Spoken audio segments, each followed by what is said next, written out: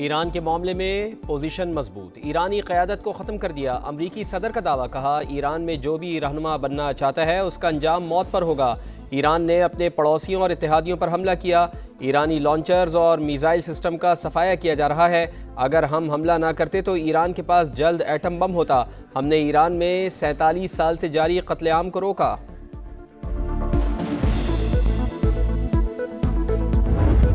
America खुली सफाकियत और बर्बरियत पर उतर आया। बहरी मशकों के लिए गए ईरानी जहाज पर हमला। आबदोस ने तारपेडो से निशाना बनाया। 140 से ज्यादा अफराद सवार थे। 87 की लाशें निकाल ली गईं, 32 को बचा लिया गया। दीगर की तलाश जारी। श्रीलंकन हुकाम के मुताबिक इमदादी टीमें मौके पर पहुंची तो जहाज का कोई निशान मौजूद नहीं था, समंदर में डूब चुका था। अमरीकी वजीर दिफा का ईरानी जहाज दुनिया को निशाना बनाने का इतरार। भारत ने ईरानी जहाज को मशकों के लिए बुलाया, अमेरिका ने तबाह कर दिया। मोदी सरकार अपने मेहमान की हिफाजत न कर सकी। अमेरिका का ईरान के बेस बहरी जहाज तबाह करने का दावा।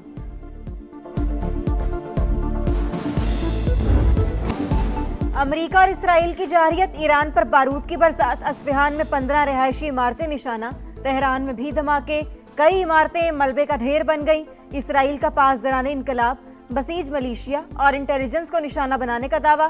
साइबर वॉरफेयर हेडक्वार्टर्स पर भी हमला। शहादतों की तादाद 1000 से जायद हो गई।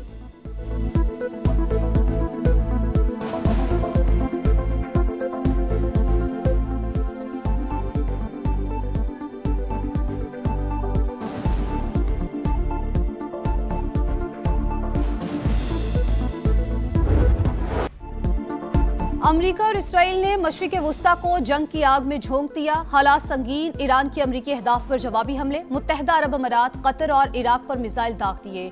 तुर्की पर भी वार, मिसाइल को नेटो के दिफाई निजाम ने मार गिराया। तुर्क वजीर खारजा का ईरानी हममनसब को फोन, एहतजाज रिकॉर्ड कराया। ईरान ने सऊदी अरब पर भी क्रूज मिसाइल और ड्रोन से वार। रास तनूरा में अरामको की रिफाइनरी को निशाना बनाया। ईरान के हमलों में इसराइल के शहर रामतगान में तबाही, कई इमारतें मलियामेट। आबनाए हुर्मज में वार्निंग की खिलाफ वर्जी पर 10 ऑयल टैंकर निशाना। ईरान ने मशरिक़ वुस्ता में अमेरिका के साथ रेडार सिस्टम तबाह कर दिए। न्यूयॉर्क टाइम्स का इतराफ, सैटेलाइट तस्वीर से तबाही की तस्दीक।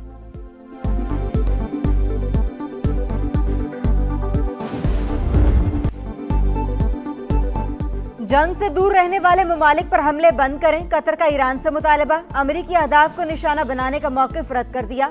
अब्बास अरागची से गुफ्तगू में कतरी वज़ीर आज़म का कहना था एयरपोर्ट, LNG प्लांट समेत अहम कतरी तनसीबात को निशाना बनाया गया। फ़ज़ाई हुदूद की खिलाफ वर्जी की गई। हमेशा मुज़ाकरात और डायलॉग के जरिए मसाइल के हल की बात की। किसी भी जारियत का जवाब देने का हक रखते हैं।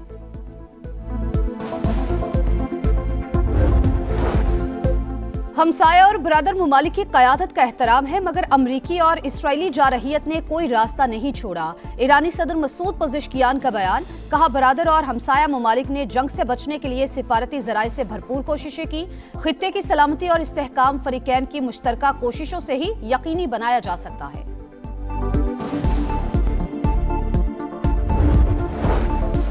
वज़ीर आज़म शहबाज शरीफ की खित्ते में अमन के लिए तामीरी किरदार अदा करने की पेशकश। लबनानी हम मनसब से टेलीफोनिक राबता। इसराइली जारहियत की मजम्मत। ईरान के खलीजी ममालिक पर जवाबी हमलों पर भी तबादला ख्याल। दोनों रहनुमाओं का खित्ते में कशीदगी कम करने और अमन की फौरी बहाली पर इत्तेफाक। नायब वज़ीर आज़म भी मुतहरिक। तुर्क और मिस्री वज़राए खारजा से टेलीफोनिक राबते। इसहाक डार का ईरानी सिफारत खाने का दौरा। आयतुल्लाह खामनाई की शहादत पर ताज़ियत का इजहार।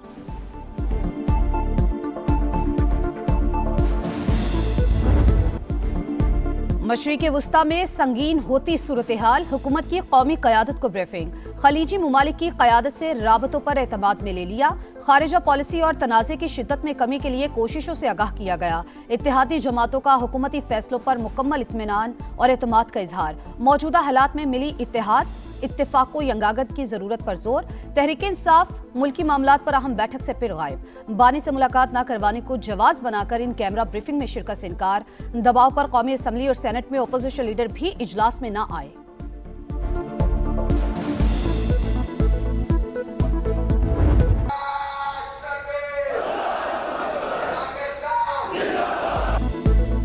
फितनल ख्वारिज और फितनल हिंदुस्तान पाकिस्तान के खिलाफ अफगान सरजमीन का इस्तेमाल कर रहे हैं। पाकिस्तान में दहशतगर्दी के लिए अफगान सरजमीन का इस्तेमाल नाकाबिल कबूल। सरहद पार से पैदा खतरे से निपटने के लिए अब जरूरी इकदाम करेंगे। फील्ड मार्शल आसिम मुनीर का ऐलान। जनूबी वजीरिस्तान का दौरा, यादगार शोहदा पर हाजिरी, अगले मोर्चों पर तैनात अफसरान और जवानों से मुलाकात, पेशा वराना महारत और बुलंद हौसले की तारीफ। फील्ड मार्शल को ऑपरेशन गजब लिल हक और पाक अफगान सरहदी सूरत हाल पर तफसीली ब्रीफिंग।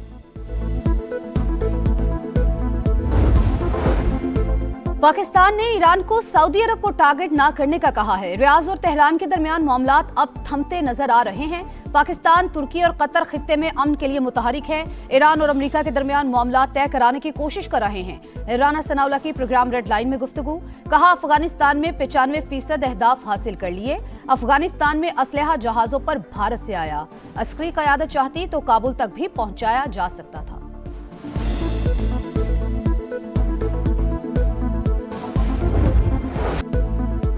ऑपरेशन गजब लिल हक, पाक फौज की अफगान तालिबान रजीम के खिलाफ मौसर कार्रवाइयां। तुरखम के नजदीक दरअंदाजी की कोशिश नाकाम। तालिबान सरगना कहरमान साथियों समेत मारा गया। 50 मकामात पर दहशतगर्दों के ठिकाने तबाह। एक दहशतगर्द हलाक, 3 जख्मी हालत में गिरफ्तार। ऑपरेशन गजब लिल हक में अब तक अफगान तालिबान रजीम के 481 कारिंदे हलाक हो चुके। 226 चेक पोस्टें तबाह हो चुकी। 35 पर पाकिस्तान ने कब्जा कर लिया। 198 टैंक, बख्तरबंद गाड़ियां, तोप खाने तबाह।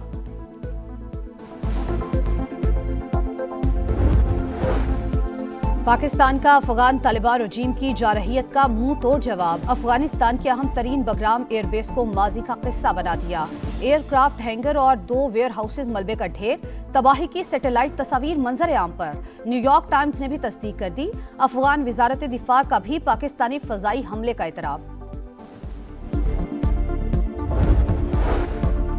ईरान ने सदर ट्रंप को कत्ल करने की कोशिश की। अमेरिकी वज़ीर दिफा का दावा। कहा, अमेरिका ईरान में जीत रहा है। मजीद अफवाज मशरिक़ वस्ता पहुंच रही हैं। 1 हफ्ते के अंदर ईरान की फजाओं पर हमारा कंट्रोल होगा। जनरल डैनियल कैन का कहना है, ऑपरेशन पेचीदा और खतरनाक है, जल्द खत्म नहीं होगा। अमेरिकी सेंटकॉम ने अमेरिका के हलाक होने वाले फौजियों की तस्वीर जारी कर दी। 1 कैप्टन और 3 सार्जेंट शामिल।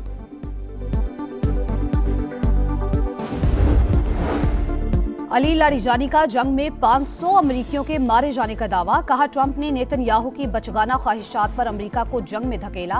अली खामनाई की शहादत की बड़ी कीमत चुकाना होगी। ईरानी वजीर खारजा अब्बास इराक्ची कहते हैं, जौहरी मुज़ाकरात को रियल एस्टेट की तरह डील किया गया। ट्रंप ने अपने शहरियों और सिफारतकारी को धोखा दिया। मुज़ाकरात की मेज पर बमबारी की।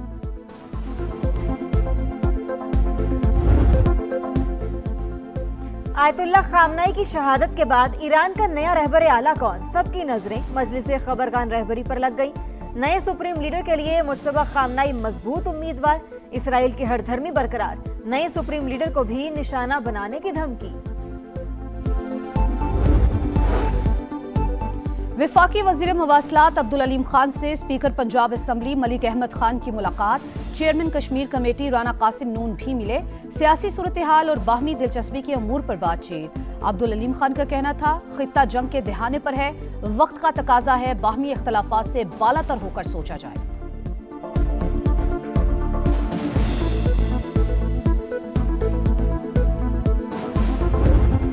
न्यूजीलैंड की फाइनल में धमाका खेज एंट्री। जनूबी अफ्रीका को सेमीफाइनल में रौंद डाला।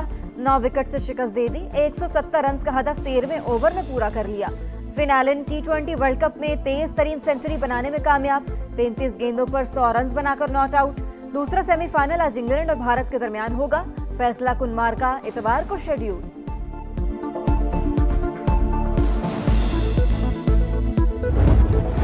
T20 में नाकामी पर वनडे में कार्रवाई। वर्ल्ड कप में फ्लॉप बाबर आजम, साइम अयूब, नसीम शाह बांग्लादेश के खिलाफ सीरीज से बाहर। अनफिट फखर जमान भी हिस्सा नहीं। शामिल हुसैन, गाजी गौर, साद मसूद की एंट्री। वसीम जूनियर का भी इंतखाब। शाहीन आफरीदी क़यादत करेंगे। पहला वनडे 11 मार्च को होगा। तीनों मैचेस ढाका में शेड्यूल।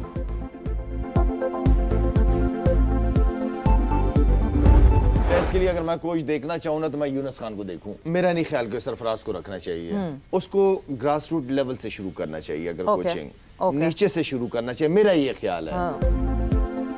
टेस्ट हेड कोच के लिए यूनुस खान बेहतरीन चॉइस। सरफराज अहमद भी जिम्मेदारी ना लें। अंडर 19 की कोचिंग करें, शाहिद आफरीदी का मशवरा। प्रोग्राम जोर का जोड़ में फखर जमान को T20 कप्तान बनाने की तजवीज़। कहा बोर्ड 2028 वर्ल्ड कप के लिए फखर को टीम बनाने का टास्क सौंप दे।